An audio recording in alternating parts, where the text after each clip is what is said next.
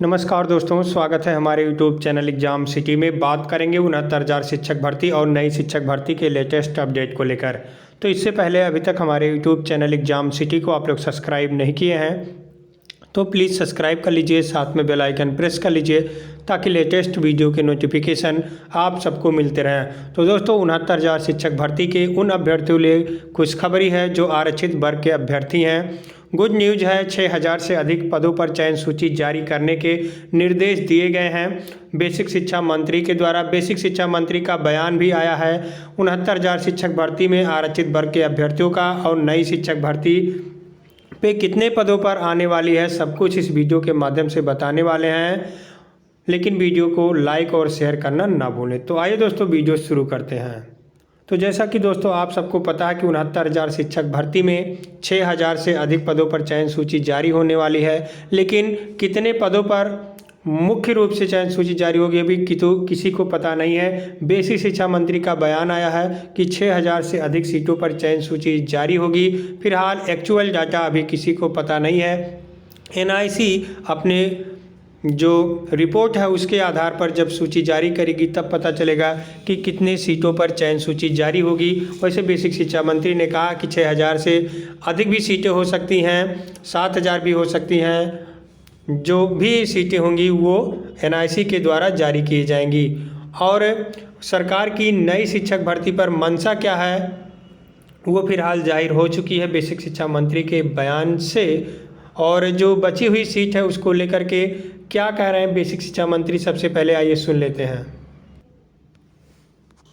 इसके अलावा अगर बात करें तो जो आरक्षण की विसंगति के मामले थे उसमें 6,000 पदों पर भर्ती की मांग थी, लेकिन अभी भी एक नई भर्ती को लेकर जो मांग चल रही है 97,000 पदों की, अभ्यर्थी लगातार प्रदर्शन कर रहे हैं, उसे लेके क्या कहें? देखिए, एक बात अभ्यर्थी बार बार कहते थे कि साहब 1,37,000 पदों पर सुप्रीम कोर्ट ने भर्ती करने को कहा था।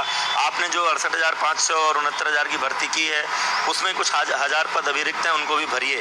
हालांकि वो ये जब बात कहते हैं तो ये बात भूल जाते हैं। उस समय माननीय सर्वोच्च न्यायालय का निर्देश ये था कि 1,37,000 जो शिक्षा मित्र के पद पर हैं उनको बाहर करते हुए उनके स्थान पर स्थायी शिक्षकों की नियुक्ति करिए। हमारे मुख्यमंत्री जी ने, योगी सरकार ने बड़ी संवेदनशीलता का परिचय देते हुए किसी को बाहर नहीं निकाला कि जो लोग व्यवस्था में लगे वो बने रहेंगे। वापस आपको ध्यान में होगा शिक्षा मित्रों का मानदेय 3,500 रुपया हुआ था, उसमें 3 गुना की लगभग वृद्धि करते हुए 10,000 रुपये का मानदेय भी दिया, किसी को बाहर भी नहीं निकाला। उसके बाद भी 1,37,000 पदों पर नियुक्तियां शुरू की थी। कुछ जो कैलकुलेशन आरक्षण का हुआ था उसमें कुछ विसंगति थी, वो विसंगति ध्यान में आई। 6,000 ऐसे ओबीसी, एससी और एसटी संवर्ग के लड़के, वो 6,000 एक टेंटेटिव नंबर है। अंतिम संख्या तो जब एनआईसी सूची जारी करेगी तब पता चलेगा, हमें तो किसी को जानकारी नहीं होती है। वो 6,000 हो, 6,500 हो, जो भी संख्या होगी उनकी भर्ती करेंगे। और फिर उसको जोड़कर जब हमने देखा तो हम लगभग 1,20,000 पदों पर नियुक्ति कर चुके होंगे। इसलिए शेष बचे 17,000 जो अभ्यर्थियों की मांग होती थी कि आप 1,37,000 पूरा करो, उस 17,000 के लिए नई भर्ती की घोषणा भी माननीय मुख्यमंत्री जी के निर्देशानुसार हम लोगों ने कर दी है।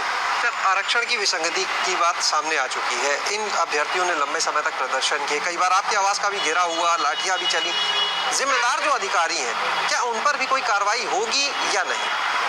देखिए, प्रथम दृष्टया तो लगता है कि जानबूझकर किसी ने ऐसा नहीं किया। आरक्षण में तमाम परमुटेशन कम्बिनेशन होते हैं, हॉरिजॉन्टल रिजर्वेशन, वर्टिकल रिजर्वेशन।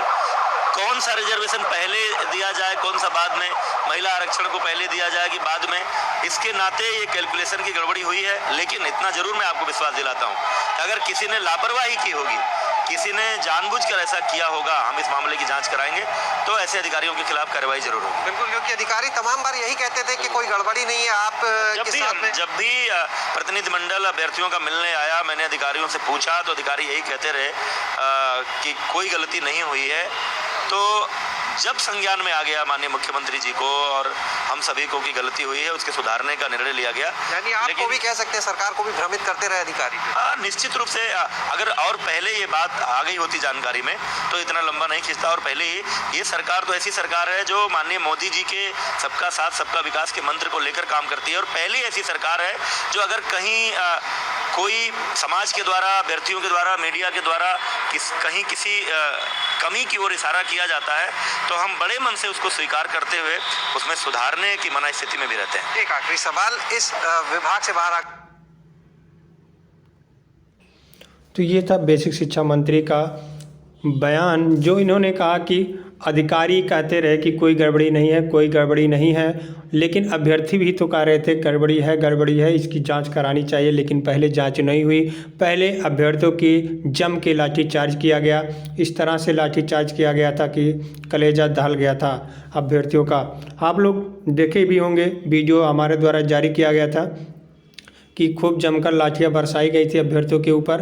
5000 की संख्या में अधिक से अभ्यर्थी लखनऊ इको गार्डन पहुंचे हुए थे और उसके बाद लगातार धरना प्रदर्शन जारी रहा। 6 महीने धरना चला, कठिन लड़ाई हुई और अब जाके जब चुनाव का माहौल आया तब इनके ऊपर दबाव पड़ा कि अब नहीं। तो ऐसी हैं दिक्कतें आती हैं। 22,000 सीट पर भी दबाव बनाया जा रहा अभ्यर्थियों के द्वारा, लेकिन ये जो बची हुई सीट 17,000 है, इस पर नई भर्ती का ऐलान इन्होंने जो किया है। और ये वहाँ भूल जा रहे हैं कि 69,000 शिक्षक भर्ती में सुप्रीम कोर्ट में जो हलफनामा दाखिल किए थे वो 51,000 खाली पदों का किए थे और 17,000 ये 10-12 हज़ार हर साल रिटायर होते हैं। तो निश्चित रूप से बहुत ज़्यादा संख्या है जो खाली पड़ी है और सरकार को नई भर्ती लानी चाहिए। एक बड़े पदों पर अभ्यर्थी बड़े पदों का इंतज़ार कर रहे हैं, रोज़ धरना प्रदर्शन भी कर रहे हैं। डेली आप लोग देख सकते हैं, कल मुख्यमंत्री आवास और डॉक्टर सतीश चंद्र द्विवेदी का आवास भी घेराव किया गया था, जो शिक्षा मंत्री हैं, जिनका बयान अभी आप लोगों ने सुना है। अभ्यर्थी लगातार 97,000 पदों पर भर्ती की मांग कर रहे हैं, लेकिन सरकार के द्वारा 17,000 पदों पर भर्ती की जो ऐलान किया गया उसको लेकर अभ्यर्थी काफ़ी दुखी हैं। इसी को लेकर के लगातार इको गार्डन में और लखनऊ में प्रदर्शन देखने के लिए मिल रहे हैं, आपको इलाहाबाद में भी प्रदर्शन देखने के लिए मिल रहे हैं। फिलहाल 69,000 शिक्षक भर्ती में 6,000 से अधिक पदों पर आपको चयन सूची देखने के लिए मिल सकती है और एक्चुअल डाटा अभी किसी को नहीं मालूम है, लेकिन 6,000 से अधिक सीटों पर आज ही हो सकता है कि देर शाम को चयन सूची जारी हो जाए। अभी अभ्यर्थी गुणांक पूछ रहे हैं, तो गुणांक पूछने से कोई फ़ायदा नहीं है। वैसे जितना अधिक सीट रहेगा उसी के हिसाब से आप लोग का चयन हो पाएगा। एससी और ओबीसी वर्ग का अभ्यर्थी हैं, इनको सीट मिलेगी। कुछ अभ्यर्थी कहते हैं कि एससी की सीटें नहीं हैं, एससी की भी सीटें हैं, इसमें कुछ भी हों लेकिन एससी की सीटें रहेंगी।